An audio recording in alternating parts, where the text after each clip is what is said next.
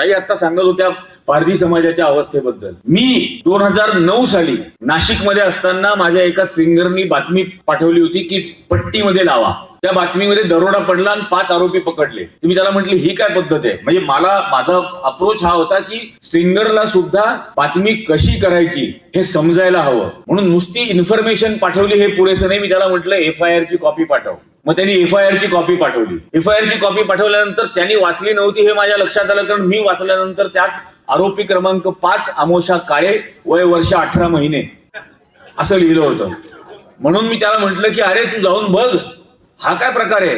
तो गेला आणि मग त्यांनी मला फोन करून सांगितलं की हो सर 18 महिन्याचा मुलगा आहे. पोलीस कडेवरती घेऊन आले. जजनी मानही वर करून पाहिली नाही आणि 7 दिवसाची पोलीस कस्टडी देऊन टाकली.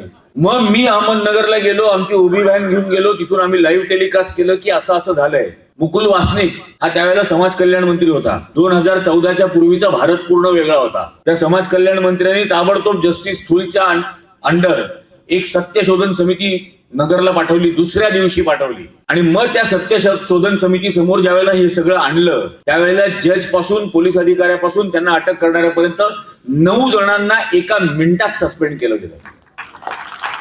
आणि मग मला हा प्रश्न पडला की हे होऊ कसं शकतं.